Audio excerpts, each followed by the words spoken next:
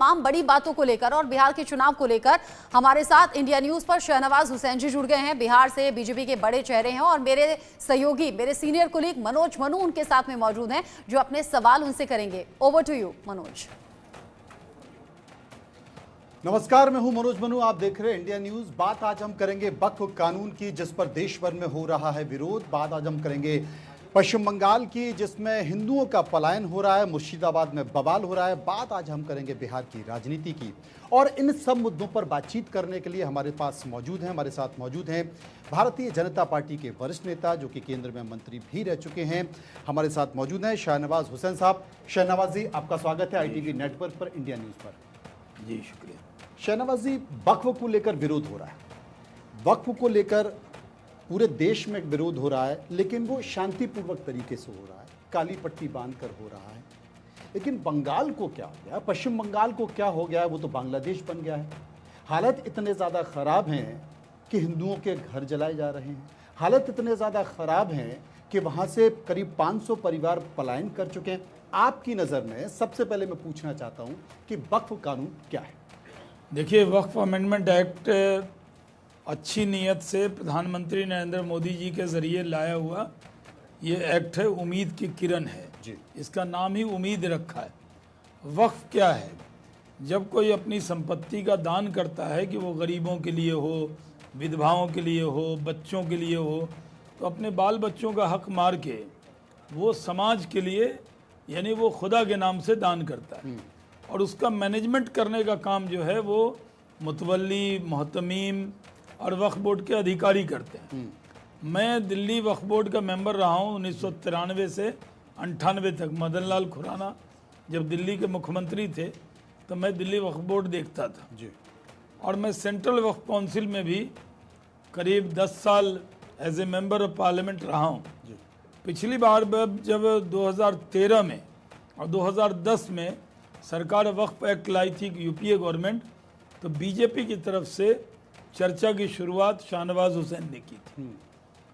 तब भी हमने जो बातें गिनाई थी, आज वही बात हम कह रहे हैं। आज देश के प्रधानमंत्री ने आज ही कहा है कि जो वक्फ अमेंडमेंट एक्ट लाया गया, इससे वक्फ जायदाद का फायदा किनको होना था? गरीब लोगों को, जो विधवा हो गई उनको, जिनके माँ बाप नहीं है उनको। लेकिन फायदा क्यों नहीं उठा रहा है? बड़े बड़े मुतवल्ली पतले दुबले मोटे मोटे होते जा रहे हैं खा खा के। आपका कहने का मतलब माफिया बैठा हुआ है। हाँ, वो मस्जिद छोटी सी, आप 20 दुकानें बना दी, पगड़ी दे दी 20-20 लाख पे, और उसका फायदा यतीम बच्चों को नहीं हो रहा, उसका फायदा हो रहा है वक्फ बोर्ड के मुतवल्ली को, वक्फ बोर्ड के अधिकारियों को। खुद दिल्ली के अंदर, क्योंकि मैं दिल्ली वक्फ बोर्ड का मेंबर रहा हूँ 93 से 98, जब मैं लोकसभा का चुनाव 98 में लड़ा था, उससे पहले मैं यहाँ मेंबर था। तो मैंने खुद देखा है कि कैसे कब्रिस्तान की ज़मीन इन्होंने बेची, कब्जे करवाए, और कौन लोग थे? मुसलमान ही लोग थे वक्फ बोर्ड के अंदर। उन्होंने कब्रें तोड़कर दुकानें बना दी। पहाड़गंज में एक मस्जिद है जिसको गेस्ट हाउस में बदल दिया, वक्फ की जायदाद को लूट लिया। आज जो प्रधानमंत्री ने कहा कि अगर वक्फ की जायदाद का सही इस्तेमाल हुआ होता तो आज जो मुस्लिम गरीब हैं वो टायर में पंचर लगाकर अपनी ज़िंदगी नहीं जी रहे होते, बल्कि उनको एक अच्छा रोज़गार मिलता। लेकिन कुछ नहीं किया। अब हंगामा है यूँ बरपा। क्यों थोड़ी बरपा? सी तो हमने उसके अंदर सुधार किया है। हमने ये कहा कि वक्फ एक्ट के अंदर महिलाएं, 2 महिलाएं कंपलसरी होंगी। हमने कहा कि इसमें जो बैकवर्ड मुस्लिम है, जिसको उर्दू में पसमानदा कहते हैं, हिंदी में पिछड़ा कहते हैं, उनके भी 2 मेंबर रहेंगे। और हमने कहा कि इसके अंदर नॉन मुस्लिम भी 2 मेंबर रहेंगे। अब इतना हंगामा है कि नॉन मुस्लिम मेंबर वक्फ बोर्ड के अंदर क्यों रहेंगे? भाई ये हम ये कह रहे हैं जिम्मेदारी से, इंडिया न्यूज़ जो लोग देख रहे हैं उनको कह रहे हैं कि कोई मस्जिद कमेटी में नॉन मुस्लिम नहीं होगा, दरगाह कमेटी में नॉन मुस्लिम नहीं होगा, कब्रिस्तान की कमेटी में नॉन मुस्लिम नहीं होगा। लेकिन वक्फ जो है स्टैट्यूटरी बॉडी है, उसके अंदर अगर 2 मुस्लिम होंगे, जैसे पहले था कि 2 मेंबर ऑफ पार्लियामेंट होंगे। जी। अब दिल्ली वक्फ बोर्ड बनेगा तो मेंबर ऑफ पार्लियामेंट तो एक भी मुसलमान नहीं है, तो कौन 2 MP आएंगे? नॉन मुस्लिम आएंगे। और अगर जिन लोगों को एतराज है कि नॉन मुस्लिम का आना बहुत उनको चुभ रहा है, तो आपके यहाँ DM Hindu, CM Hindu, PM Hindu, तो आप कहेंगे हम देश में नहीं रहेंगे। ये बड़ा जो सवाल लोग आपने कहा। पद गोपनीयता की शपथ लेंगे, मैं मेंबर ऑफ पार्लियामेंट बना किशनगंज से, 70% मुस्लिम आबादी थी, और मैं फिर भागलपुर से 2 बार मेंबर ऑफ पार्लियामेंट रहा, तो मैं एज ए MP मेरे दरवाजे पे जो आता है मैं उसका जात धर्म पूछकर थोड़ी काम करता हूँ। ये आपने बड़ी बात तो कही, ये क्योंकि कहना संवैधानिक पद पर कि अगर आप PM कि अगर संवैधानिक पद पे है, जी, अगर आप ये कह रहे हैं कि पहले जब वक्त का झगड़ा होता था तो ये ट्रिब्यूनल में जाता था, और ट्रिब्यूनल को इतना अधिकार था कि आप कोर्ट में भी चैलेंज नहीं कर सकते। बिल्कुल। हमने ट्रिब्यूनल को अधिकार नहीं देके DM को दिया। मान लीजिए कोई मौलवी साहब, इमाम साहब, जमायतुल उलमा हिंद के लोग, मुस्लिम पर्सनल लॉ बोर्ड के लोग जो विरोध कर रहे हैं, उनकी जो खानदानी जायदाद है उसका दाखिल खारिज कराना है। दाखिल खारिज आप समझते समझ हैं, गए, समझ गए। CO के पास जाना होता है, DM DCLR के पास जाना होता है, तो वो तो आप करा लेंगे अपनी जमीन का, और वक्फ की जायदाद का अगर DM के पास जाएगा तो क्या एतराज हो जाएगा? DM चुना हुआ, यानी इलेक्टेड तो नहीं है, लेकिन वो उस जिले competition का, से आया है, बिल्कुल आपने कहा, उस जिले जिले का अधिकारी मालिक है, होता है, वो तो अधिकारी होता अगर है, कर लेगा तो क्या दिक्कत और हो गई? उसको सारे अधिकार इस होते पर हैं हर इतना चीज बड़ा का। हंगामा क्यों है? ये बड़ा विषय है। लेकिन शहनवाज जी, मैं एक चीज पूछना चाहता हूं, फिर आखिर क्या कारण है कि कुछ मुस्लिम लोग इस बात का जिक्र कर रहे हैं कि भाई अगर ये कानून लागू हो गया, अगर ये सही से लागू हो गया, तो फिर आपकी टोपी पर रोक लग जाएगी, आपकी दाढ़ी कट जाएगी, आपके जो तमाम शमशान हैं उन पर कब्जा हो जाएगा। ऐसा माहौल क्यों बनाया जा रहा है? देखिए, न तो मेरी दाढ़ी है, न मेरी टोपी है, न कोई रोक रहा है। नहीं, आपके सेंटर की बात हो सकता है कि बहुत सारे मुस्लिम कहें साहब ये मुस्लिम ही नहीं है। नहीं, हमें किसी के मुस्लिम के सर्टिफिकेट की जरूरत ही नहीं है, हिम्मत से भी देना नहीं मुझे, अगर देना चाहते हो। हाँ। क्योंकि जो मुस्लिम होना ये खुदा और बंदे के बीच का मामला है। बिल्कुल। आप क्या धर्म अपनाते हो ये आपका और आपके भगवान के बीच का मामला है। कोई तीसरा आदमी कौन होगा कहने वाले आप क्या हो नहीं हो। हम तो आपके कह रहे हैं कि ये दुष्प्रचार है। आज़ादी के वक्त ये देश धर्म के नाम पर बटा था। जिन लोगों को धर्म के नाम पर ये देश कबूल था वो हिंदुस्तान को टाटा बाय बाय करके पाकिस्तान चले गए। जो मुसलमान मौलाना अबुल कलाम आज़ाद के कहने पे हिंदुस्तान में रहे, आज उन मुसलमानों के लिए भारत से अच्छा देश, हिंदू से अच्छा दोस्त और मोदी से अच्छा नेता नहीं मिल सकता। इतना अच्छा ये देश है। लेकिन ये समझ सारे क्यों नहीं आ रहा है? अधिकार हैं। ये समझ क्यों नहीं आ रहा संविधान में जितने अधिकार हिंदू होने के नाते आपको है, जी। मुसलमान होने के नाते उतने अधिकार शाहनवाज हुसैन को भी है। लेकिन ये बराबर समझ का में- अधिकार है। लेकिन बाबा साहब का अल्पसंख्यकों को, मुस्लिमों को ये समझ क्यों नहीं आ रहा? बाबा साहब का दिया हुआ संविधान है, बराबर का अधिकार है। और प्रचार ऐसा हो रहा है जैसे ये कानून आ जाएगा तो आपको क्या दिक्कत होगी।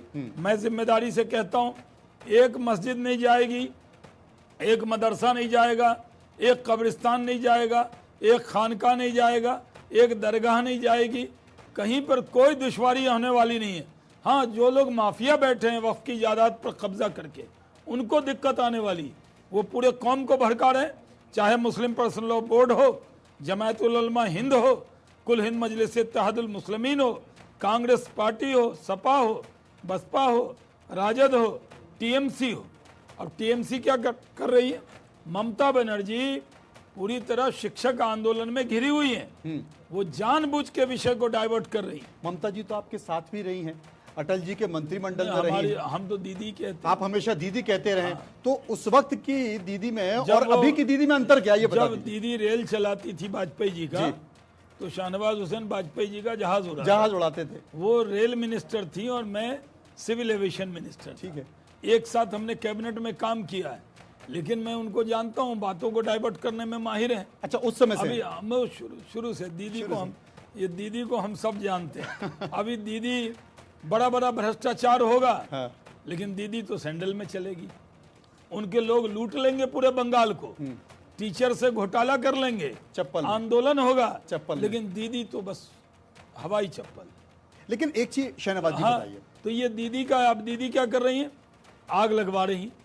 मुर्शिदाबाद के लोगों को क्या दिक्कत है? आज वहां आग लग रही है, वहां पे हिंदू का पलायन हो रहा है, जो बांग्लादेश में हो रहा था वो पश्चिम बंगाल में हो रहा है, और ये चैन से कोई देख नहीं सकता। हाई कोर्ट के इंटरवेंशन के बाद पैरामिलिट्री फोर्स वहां मूव कर रही, लेकिन 15-16 जिले हैं जहां तनाव है। ये क्यों? ये वजह है वक्फ का, जो आपने शुरू में ओपनिंग रिमार्क में कहा कि जो लोग वक्फ का विरोध करना शांतिपूर्ण तरीके से, लोकतांत्रिक तरीके से आप विरोध करें। बहुत से लोग कोर्ट में भी गए, कौन रोक रहा है उनको? लेकिन जिस तरह का हंगामा बर्पा किया जा रहा है और पूरे देश में बहुत बड़ी साजिश हो रही है, इसमें PFI, SDPI, ये जो मुस्लिम फाइनेटिक ऑर्गेनाइजेशन है, ये अंदर अंदर आग लगा रहे हैं, मुसलमानों को भड़का रहे हैं। देखिए, मुस्लिम बड़ी तादाद है, यहाँ 20 करोड़ से ऊपर हैं। अगर उनके बीच में सबका साथ, सबका विकास, सबके विश्वास के रास्ते पर नरेंद्र मोदी बेहतरीन सरकार चला रहे हैं, लेकिन जानबूझ के देश का माहौल खराब करने की साजिश है, जिसे हम नाकाम करेंगे। शहनाबाज जी, पाकिस्तान में अगर अल्पसंख्यक हिंदू पर अत्याचार होता है तो बीजेपी जोर शोर से आवाज़ उठाती है। बांग्लादेश में अल्पसंख्यक हिंदुओं पर अत्याचार हुए, बीजेपी जोर शोर से आवाज़ उठाती है, लेकिन सरकार की एक लिमिट है, उसकी अपनी कूटनीति है कि बांग्लादेश में बहुत ज़्यादा कुछ नहीं कर सकती, पाकिस्तान में कुछ नहीं कर सकती। लेकिन पश्चिम बंगाल तो हिंदुस्तान में ही है। भारतीय जनता पार्टी से बहुत सारे ऐसे बयानवीर हैं, वो आवाज़ तो उठाते हैं, लेकिन वहाँ राष्ट्रपति शासन क्यों नहीं लगता है? लगातार कई महीनों से हमने देखा, चुनाव होता है तो बीजेपी के राष्ट्रीय अध्यक्ष पर हमला हो जाता है, केंद्र के मंत्रियों पर हमला हो जाता है, बीजेपी बयान देती है, चुप बैठ जाए। अभी तो केंद्र में आपकी सरकार है, राष्ट्रपति शासन क्यों नहीं? आप ही के भारतीय जनता पार्टी के बंगाल के सांसद महतो साहब कह रहे हैं कि अफस्पा लगा देना चाहिए साहब, तमाम जितने भी सीमावर्ती इलाके हैं, क्यों नहीं लगा दिया जाता? नहीं, देखिए, सरकार की पूरी नज़र है, निगाह है। जो लोग भी कानून को हाथ में ले रहे हैं, अगर पश्चिम बंगाल सरकार चेती नहीं तो उसे ज़रूर चेताएंगे, इतना मैं कह सकता हूँ। आपकी क्या राय, राष्ट्रपति शासन लगना चाहिए, अफस्पा लगना चाहिए? मेरी राय, मैं तो पार्टी का प्रवक्ता हूँ, जो मुझे पार्टी कहेगी वही राय, वो मैंने कह दिया आपको। आप क्या मानते हैं, आपके व्यक्तिगत विचार? व्यक्तिगत कोई विचार नहीं, जब तक पार्टी का प्रवक्ता हूँ मेरे कौन व्यक्तिगत विचार होंगे? आप कहेंगे, मैं कहूँगा ये कहा, आप हेडलाइन चलाएंगे शाहनवाज ने कहा, आप ये भी चला सकते हैं बीजेपी ने कहा, क्योंकि मैं तर्जुमान हूं, पार्टी का स्पोक्स पर्सन हूं। तो ये सरकार का फैसला है? सरकार, मैंने एक लाइन में कहा, हमने चेताया है सुधर जाओ, और हाई कोर्ट ने भी चेताया है उनको। वहां हिंदू पलायन कर रहे हैं, जो मुर्शिदाबाद में हो अरे रहा तो है, इस देश में, जो मुर्शिदाबाद में हो रहा है, जो मुर्शिदाबाद में हो रहा है, देश में क्या वो होना चाहिए? जहां 80% आबादी हिंदू की हो, वहां हिंदू डर कर पलायन करे, इससे बढ़कर दुर्भाग्य क्या हो सकता है? ममता जी को शर्म आनी चाहिए। वो खुद हिंदू होकर खाली जाके इफ्तार पार्टी में खड़ी हो जाएंगी, सर पे आंचल रख के दुआ मांगने लगेंगी, इससे कुछ होता है क्या? भाई, आप सबके लिए बराबर से रहिए ना। नरेंद्र मोदी जी को देखिए, वो गर्व से अपने को हिंदू मानते हैं, लेकिन अनाज देते हैं 5 किलो तो कोई भेदभाव करते हैं, पक्का मकान देते हैं कोई भेदभाव करते हैं, अकाउंट में पैसा देते हैं कोई भेदभाव करते हैं, आयुष्मान भारत का 5 लाख का कार्ड देते हैं, इलाज की गारंटी कोई भेदभाव करते हैं? बिल्कुल सही बात है, वो हिंदुओं को भी लेकिन मिलता है तो नरेंद्र मुस्लिमों मोदी को भी मिलता है। को, ममता बनर्जी को और कांग्रेस के नेताओं को टोपी मुसलमानों की पहनकर राजनीति करने का शौक है।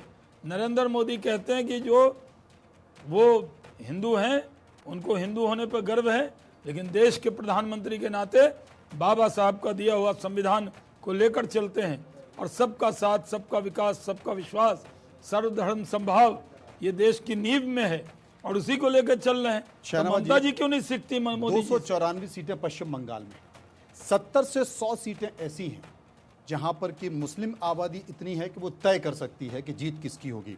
क्या आप मानते हैं कि बंगाल के जो तमाम पश्चिम बंगाल के वो सीमावर्ती इलाके हैं, वहाँ जिस तरीके से आप प्राकृतिक तरीके से मुस्लिम इलाके का, आप भी उसी इलाके के हैं, तो आप मानते हैं कि जिस तरीके से मुस्लिमों की आबादी बढ़ रही है, हाँ, आने वाले समय में अगर यही स्थिति रही तो पश्चिम बंगाल भारत का हिस्सा नहीं रहेगा?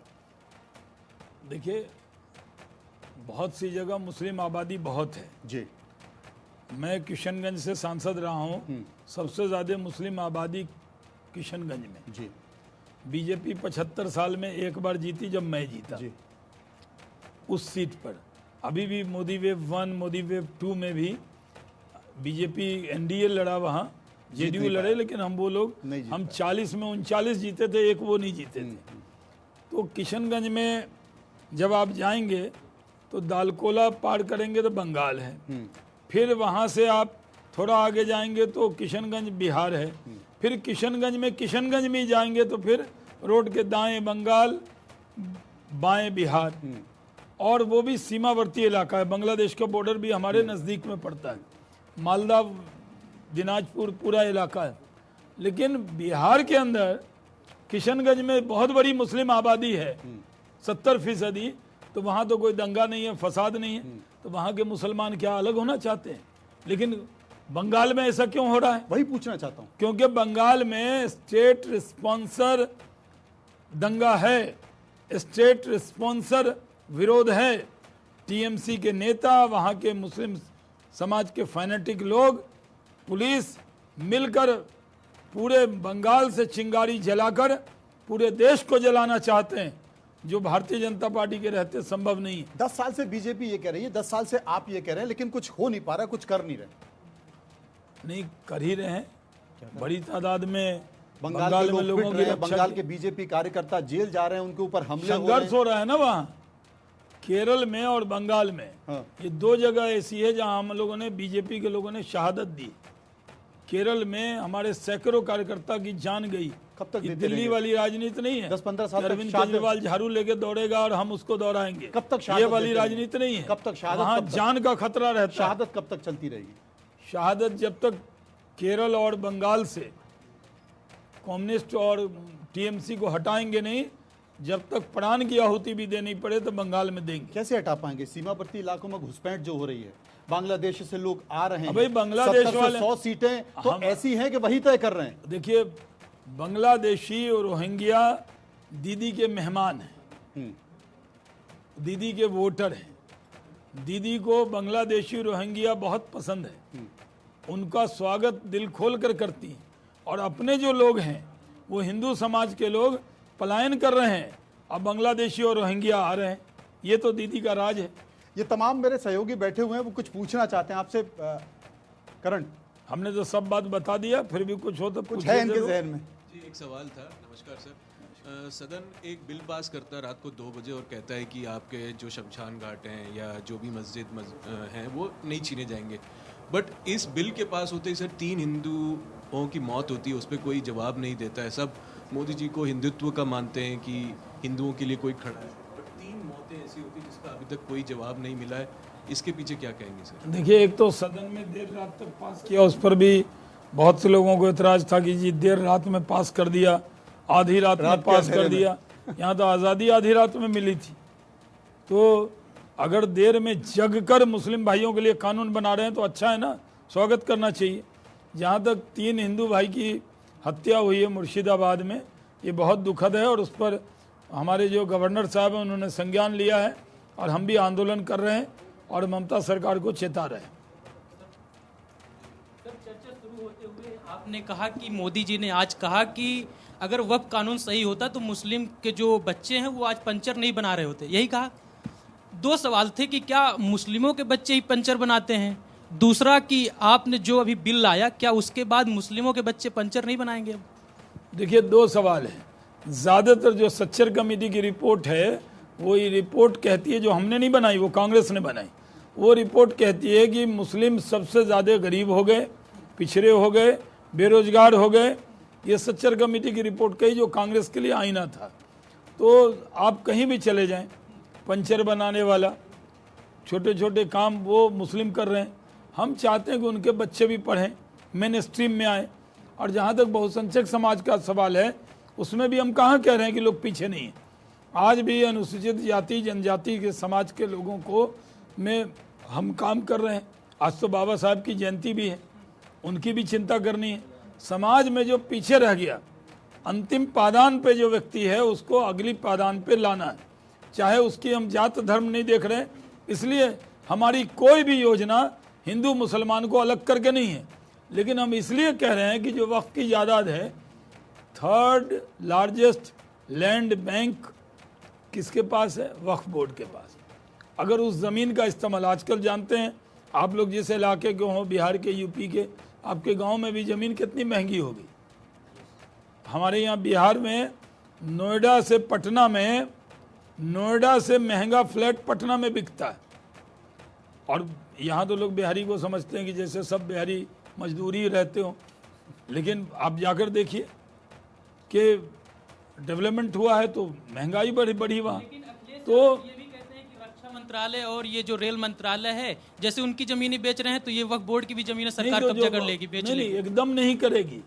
वक्फ is always waqf. Supreme Court ने कहा एक बार जिसने दान में जमीन दे दिया खुदा के नाम पर, वो जमीन का कभी भी जो मूल भावना है वो चेंज नहीं हो सकती। लेकिन अखिलेश यादव को तो दुष्प्रचार करना है, लाल टोपी पहन लेना है, अब लाल टोपी पहन के कुछ भी बोलना है। मुझे तो लगता है लाल टोपी पहनते पता नहीं उन लोगों को क्या हो जाता है। ये तो अयोध्या में जो सरयू नदी पे गोली चलाई थी, कार सेवकों का जो लाल रंग है वही मुझे दिखता रहता है उनके टोपी पे। अब वो कुछ भी बोलते हैं कि ज़मीन छीन ली जाएगी। हम कह रहे हैं, जो आपका सवाल था वाजिब था कि आखिर पंचर बनाने वालों को क्या फ़ायदा हो। तो जब ये बन जाएगा, ये वक्फ की जायदाद ठीक से मैनेज हो जाएगी तो उसका इस्तेमाल अच्छे से होगा और गरीब मुसलमान, पसमानदा मुसलमान, वीडियोज़, यतीम बच्चे जिनके माँ बाप नहीं हैं, उनके लिए उस पैसे का सही उपयोग होगा। अभी दुरुपयोग हो रहा है, हम उसका सदुपयोग चाहते हैं। सनवा जी, आपने पसमानदा का जिक्र किया, इसके बाद जो है विपक्ष और विरोधी जो हैं आपके और कई जो है मुस्लिम संगठन भी सुप्रीम कोर्ट गए हैं पूरे कानून को नहीं, उसमें कई पार्ट को लेकर। जैसे आपने गैर मुस्लिम सदस्यों की बात की, उसमें महिलाओं को जगह देने की जो बात की गई है, अध्यक्ष के रूप में जो ये कहा गया है कि सरकार नॉमिनेट करेगी, उनको चुना जाएगा। तो ये कुछ प्रमुख रूप से 3-4 पॉइंट जो हैं जिसको लेकर जो है सुप्रीम कोर्ट विपक्ष पहुंचा है। इस पर आपकी क्या राय है? और इस दूसरा आपने पसमानदा का जिक्र किया है, तो बीजेपी तो कई बार जो है पसमानदा को अपने तरफ वोट बैंक के रूप में खींचने का प्रयास कर रही है, क्या वे लाभान्वित हो पाएंगे? क्योंकि बिहार में चुनाव भी है, क्या असर पड़ेगा इसका? हम तो यही कह रहे हैं कि जो मुट्ठी भर लोग हैं वो वक्फ की जायदाद पर काबिज हैं और इसका फ़ायदा हम गरीब मुसलमानों को देंगे, पसमानदा मुसलमान को देंगे, विडो महिला को देंगे, यतीम बच्चों को देंगे, हम यही कह रहे हैं। लेकिन इस पसमानदा का फायदा आपको कुंदरकी में मिला है, ऐतिहासिक जीत आपने हासिल की। देखिए, अभी एक सर्वे आया, एक चैनल पे लोग बता रहे थे कि वक्फ के बाद बीजेपी का वोट और बढ़ा है। तो कौन बढ़ा है? जो गरीब लोग हैं वो खुश हैं, लेकिन ऑर्गेनाइजेशन के जो लोग बैठे हुए हैं उसमें कुंडली मारकर वो लोग बैठे हैं जो वक्फ की जायदाद पे खुद कब्जा किए हुए हैं। तो उनको लग रहा है कहीं उनकी कुर्सी के नीचे से ज़मीन न चली जाए, इसलिए वो विरोध कर रहे हैं। तमाम और लोगों जहाँ को तक कोर्ट का सवाल है, बरकरार हैं। फैशन हो गया, एक वकील साहब को पकड़ लीजिए और चले जाइए कोर्ट, कोई रोक रहा है क्या? शहनाबाद जी, तो कुछ लोग कोर्ट गए हैं, लेकिन हम लोगों ने लॉ मिनिस्ट्री से पूरा बिल को दिखवा के ज्वाइंट पार्लियामेंट्री कमेटी में करोड़ों सुझाव लिए। इतनी बैठक हुई है, 16 घंटा पार्लियामेंट में डिबेट हुई है। रात में देश के सारे नेता जग कर ये मुस्लिम भाइयों के हित में, गरीब मुसलमानों के हित में ये बिल पास किया। हमें शाबाशी मिलना चाहिए, लेकिन उल्टा हमें गाली और पत्थर मिल रहा है। शहनाबाद जी, बिहार चुनाव आने वाला है, बिहार चुनाव आने वाला है और चूंकि आपने कहा कि वक्फ बिल कानून पास होने के बाद हमारा वोट बैंक बढ़ा है, कई जगह से एक सर्वे निकल कर आया है। गरीब मुसलमान तो खुश है ना। ये चुनौती है आपके सामने। आपको लगता है कि इस बार का बिहार चुनाव भारतीय जनता पार्टी बहुत अच्छा करने जा रही है, तब जबकि तमाम विपक्षी पार्टियां सवाल नीतीश कुमार पर भी उठा रही हैं और बीजेपी पर भी उठा रही हैं? उनके नेता भी पार्टी छोड़े भी हैं वक्त बिल पास होने के नेता नहीं, वो छोटे छोटे जिनका नाम कोई नहीं जानता था। वो मोहल्ले जब उन्होंने छोड़ा तो लोगों ने कहा अच्छा तुम नेता थे? कब थे नेता? बोले नहीं जी हम नेता थे, दूसरी MIM से लड़े थे, 294 वोट लाए थे। अच्छा तुम ही हो, टीवी में नाम चल रहा है। तो कोई भी बड़ा नेता जदयू का छोड़कर नहीं गया है जी। और जहाँ तक वोट के लिए, हम देश के लिए काम कर रहे हैं, हम गरीब के लिए काम कर रहे हैं, हम वोट को ध्यान में रखकर काम नहीं कर रहे हैं। और हम ये मानकर चलते हैं कि बिहार में इस बार हम 200 के पार जाएंगे। तेजस्वी यादव को विपक्ष के नेता बनने लायक भी सीट मिलने वाली नहीं है, वो अगली बार कहलाएंगे। अभी पूर्व उप मुख्यमंत्री कहलाते हैं, जो नीतीश कुमार जी ने बनाया उनको, नहीं तो ये शब्द नहीं लगता। अब वो कहलाएंगे, हम उनको बनाएंगे पूर्व विपक्ष का नेता। नहीं, बीजेपी की भी चिंता है, चेहरा नीतीश कुमार होंगे, मुख्यमंत्री वही होंगे। नीतीश कुमार के नेतृत्व में लड़ेंगे, हाँ। जीतेंगे, नीतीश कुमार के नेतृत्व में सरकार बनाएंगे। नहीं, चिंता बीजेपी की भी है और विपक्षी पार्टियों की भी है। उनका ये कहना है कि नीतीश कुमार जी आजकल किसी बैठे बैठे तीसरी दुनिया में चले जाते हैं, तो बोले जब खुद वो तीसरी दुनिया में चले जाते हैं तो फिर बिहार को सही दुनिया में कैसे लेके जा पाएंगे? नीतीश कुमार जी से ज्यादा एक्सपीरियंस चीफ मिनिस्टर किसके पास है? बिहार में 20 साल का अनुभव हो। आपके यहाँ जो रिपोर्टर आते हैं जी, वो जब 20 साल का अनुभव होता है तो एडिटर बनते हैं ना। सही बात है। तो आप ये समझिए कि इतना अनुभव वाला व्यक्ति हाँ। जिसके परिवार के नाम पे कोई परिवार नहीं, सुबह उठ के शाम तक काम करते हैं। मैं जब भी गया हूं उनके पास, वो उनके अंदर इतना कटसी, इतना अच्छा भाव, सुबह से शाम तक बिहार के लिए काम कर रहे हैं। आपको पता है बिहार में मेट्रो और चल रही है, बिहार में नया हवाई अड्डा बन रहा है, बिहार में हम नांगलोई गए थे, कमर में दर्द हो गया, जबकि हमें तो दर्द वर्द नहीं होना चाहिए, इतनी उम्र नहीं हुई। इतना बड़ा बड़ा गड्ढा केजरीवाल का, लग रहा था कि गड्ढे में गाड़ी जा रही है या सड़क पर चल रहे हैं। लेकिन बिहार में कोई सड़क टूटी नहीं है। गूगल करके बता दीजिए, आप लोग बैठे हुए नहीं, इतने सारे पुल टूट गए वहां तो। नहीं, बारिश में एक पुल, 2 पुल, 3 अरे पुल, पुल ही पुल टूट गए वहां। एक पुल सुल्तानगंज, क्यों टूटे ना? हाँ, एक पुल सुल्तानगंज में बह गया था। वो सिंगला कंपनी वाला बना रहा था, कोर्ट से उसको ऑर्डर हुआ कि फिर बनाओ, डिजाइन में गड़बड़ी थी। और बाढ़ जब आता है, पानी आता है, तो यूरोप में भी पुल बह जाते हैं, समझ गया आप। सिर्फ बिहारियों को बदनाम मत कीजिए कि बिहार का पुल जो है वो 1-2 बह गया। हजारों पुल बनाए, गंगा नदी पे एक पुल था, एक मोकामा में पुल था, एक हमारे भागलपुर में था, 3 था। अब जाकर देखिए पुल ही पुल है। तो जहाँ पुल है वहीं फूल है।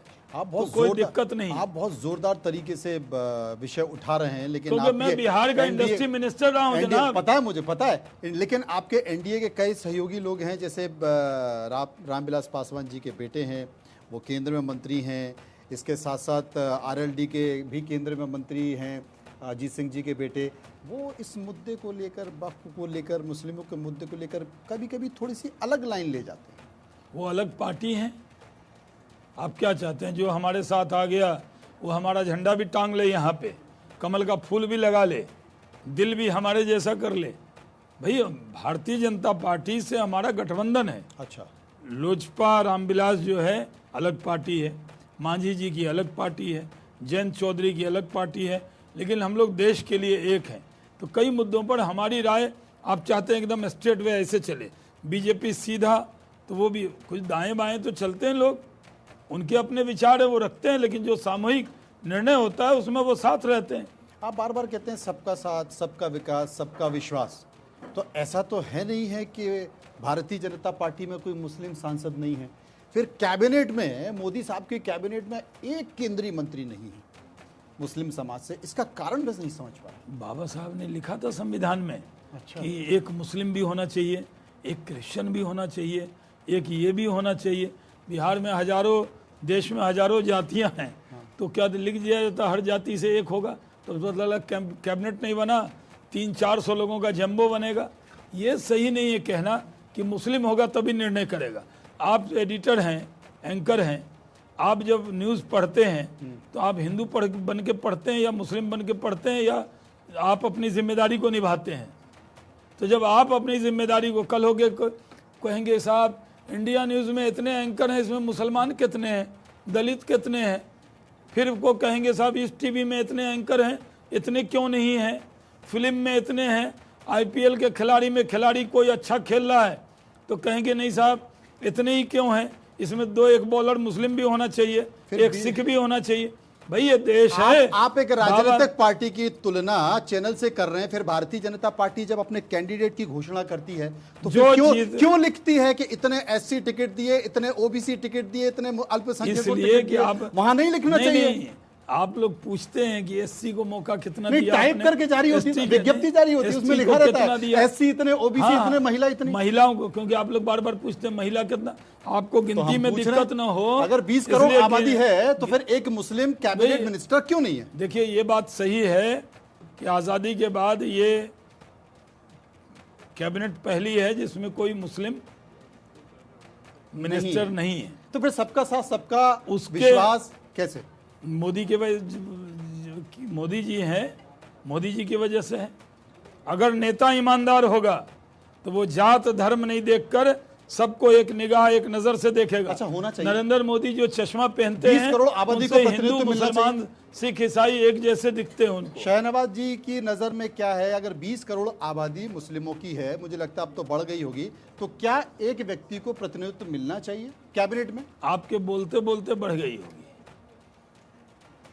आजकल जो है आबादी जो है वो देश बढ़ की रही है, आबादी हो बढ़ रही वो है। बढ़ती है आबादी, तो मिलना चाहिए, प्रतिनिधित्व मिलना चाहिए। आपने कहा कि आजादी के बाद से ये पहली कैबिनेट है। अरे भाई देखिए, मैं ही 5 साल कैबिनेट मिनिस्टर रहा हूँ कि नहीं। अटल जी सरकार में रहे, आपने बहुत जहाज उड़ा है। अभी हवाई जहाज का मंत्री रहा हूँ, जमीन के नीचे कोयला का मंत्री रहा हूँ, कपड़ा का मंत्री रहा हूँ, होना बिहार चाहिए। में इंडस्ट्री मिनिस्टर रहा हूँ। इस बार क्यों नहीं है? इस बार सबका साथ सबका विकास लेके चल रहे हैं। अब आप सवाल ऐसा पूछ रहे हैं जैसे कैबिनेट शाहनवाज हुसैन बनाते हो। कैबिनेट मोदी जी बनाते हैं, और कैबिनेट में बहुत कैपेबल लोग हैं जो जात धर्म भाषा लिंग से ऊपर उठकर देश की सेवा में लगे। मतलब मुस्लिम सांसदों में जितने भी हैं उसमें से एक भी नहीं, ऐसा नहीं हमारा है कोई जो केंद्रीय मंत्री बनने हमारा वाला कोई है। भी इलेक्टेड मुस्लिम सांसद इस बार नहीं है। राज्यसभा में भी है। नहीं तो कोई बात नहीं, कोई मुसलमानों के साथ अन्याय हो रहा है, वक्फ बिल पास कर रहे हैं कि नहीं उनके लिए। अच्छा, उनके पर मंत्री नहीं बनाएंगे, वक्फ बिल पास करेंगे लेकिन मंत्री नहीं बनाएंगे। सबसे ज्यादा मंत्री नरसिम्हा राव जी ने बनाए थे, हाँ मुस्लिम। हाँ। और सबसे ज्यादा मुसलमान से पूछिएगा किससे वो ज्यादा चिढ़ते हैं तो वो नरसिम्हा राव का नाम लेते हैं। तो क्या मिला उनको? आपका अच्छा होमवर्क रहा, आपका अच्छा काम करा, बल्लेबाजी अच्छी की आपने। बीजेपी ने बहुत अच्छी बल्लेबाजी की है। नहीं, बीजेपी कांग्रेस मतलब पाकिस्तान की पार्टी, नहीं, कांग्रेस मतलब हिंदू विरोधी पार्टी। कांग्रेस जो है अपने ऊपर कूड़ा उठा के रख लेती है, तो हम क्या करें।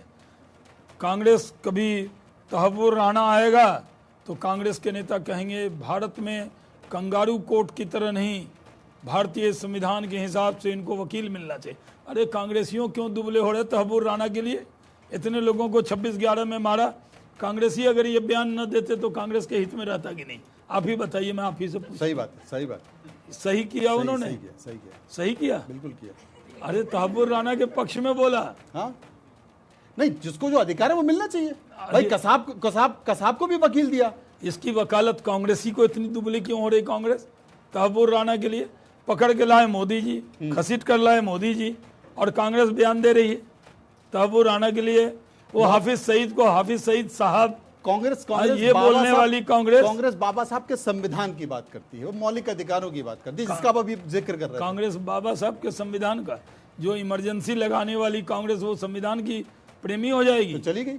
बाबा साहब के संविधान के लागू करने वाले, हमारे बाबा साहब के विचारों के ध्वजवाहक कोई हैं तो वो नरेंद्र मोदी जी हैं। और जब तक ये देश रहेगा, दुनिया की कोई ताकत बाबा साहब के संविधान को बदल नहीं पाएगी। ये देश सेकुलर था, सेकुलर है, सेकुलर रहेगा, और ये विचार मेरे नहीं है, अटल बिहारी वाजपेयी जी के। बहुत बहुत शुक्रिया करेंगे शहनावज जी का, क्योंकि अटल जी के साथ उन्होंने काम किया है और पूरे 5 साल वो केंद्र में मंत्री रहे, उनका कार्यकाल भी बहुत बढ़िया रहा। लेकिन इस देश में चिंता इस बात को लेकर है कि बंगाल को क्या हो गया, बंगाल को किसकी नज़र लग गई है, क्योंकि वहाँ जिस तरीके से राजनीति हो रही है, कहीं ना कहीं